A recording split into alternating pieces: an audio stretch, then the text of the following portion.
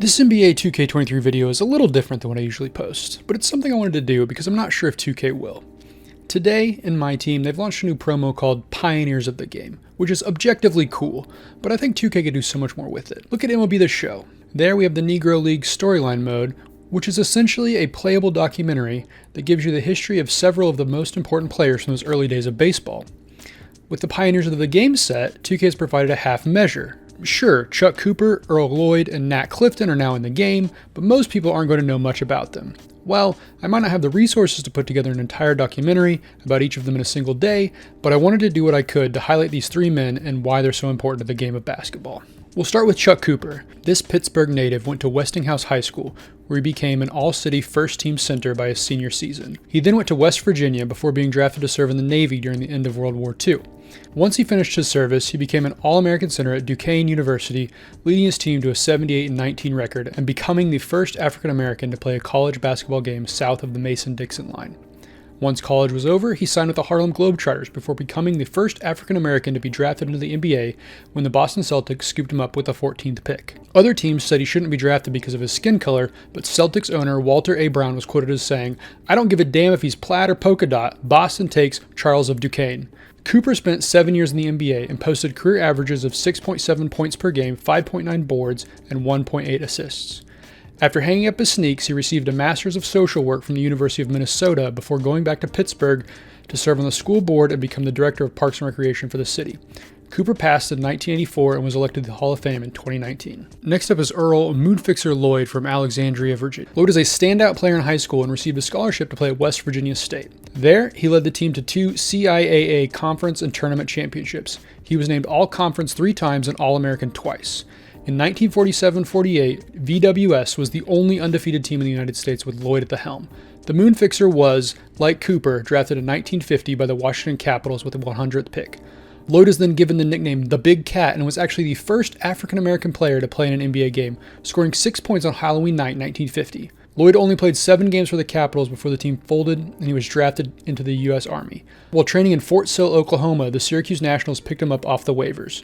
Lloyd served time in the Korean War before coming back to the game in 1952 and notoriously led the league in both personal fouls and disqualifications during the 1953-54 season.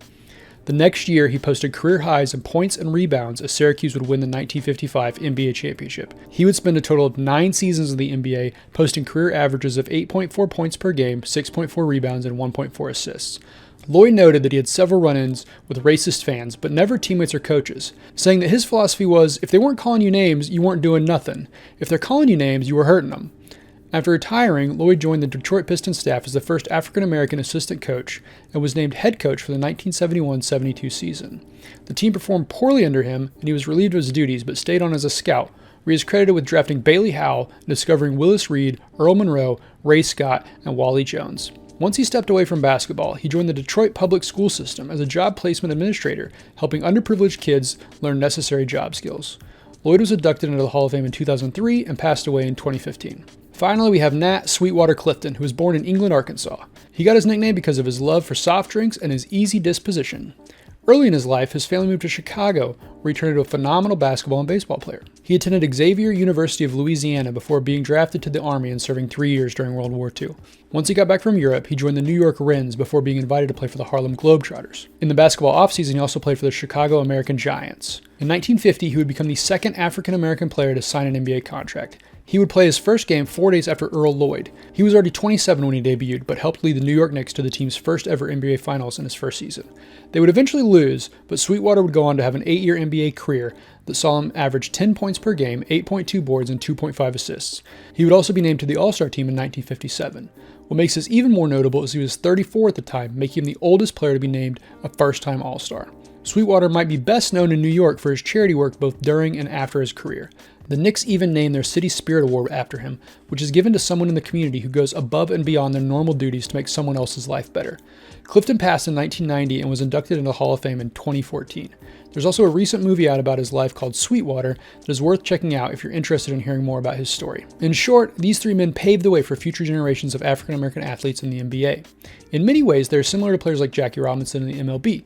Hopefully, this video sheds some light onto who these players were and why they are truly pioneers of the game.